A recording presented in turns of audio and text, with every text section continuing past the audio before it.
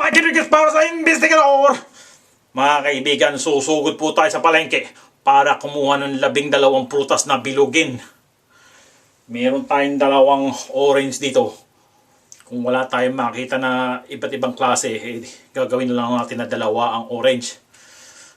Ito po ay karumal-dumal na tradisyon ng Pilipinas para salubungin ang bagong taon. Kaya mga kaibigan, samahan niyo ako. Pupunta tayo sa palengke ng Pangasinan. Okay, bago tayo mamili ng prutas, ang merienda muna tayo rin sa Luisa & Sons. Okay. Ano bang mabibili dito?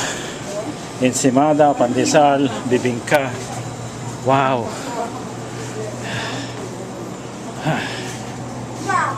Kutsinta pa, oh.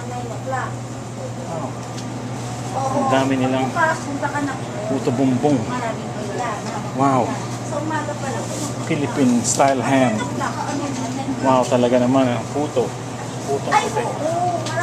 Dami nila rito Filipino food.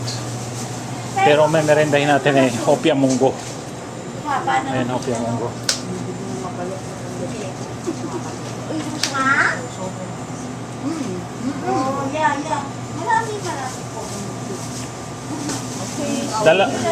Dalawang hopia munggo.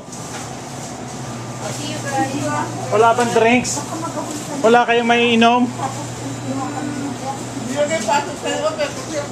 Oo, okay. Ano ba meron may ininom sa loob? Ayun nandun. Nandito din sa loob din. Nandito sa katago. Pili tayo ng sarsi. Ito po mga kaibigan ang ating iinumin. Kasama ang hopia. Itong sarsi. Talaga naman, Pinoy na Pinoy mga kaibigan. Okay, mga kaibigan, narito na tayo sa palengke.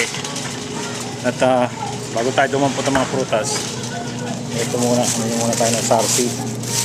At kumain ng hopia. Yan po mga kaibigan.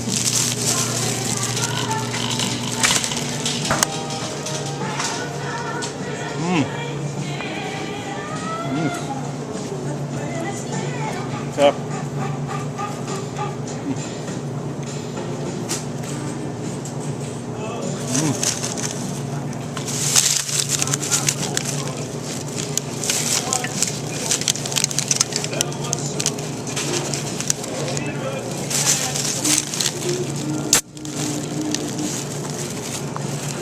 Hirap naman buksan ito.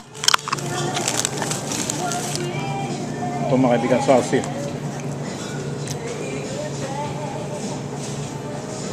Okay mga kaibigan, ito po mga prutas na nabili ko dito. Maghahanap pa ako sa ibang tindahan kasi mukhang kukulang sa kailangan 12 iba't ibang klase ng prutas. Okay, punta tayo sa ibang palengke mga kaibigan. Okay mga kaibigan, narito na ang 12 prutas na nahagilap ko kung saan saan mga kaibigan. 1, 2, 7,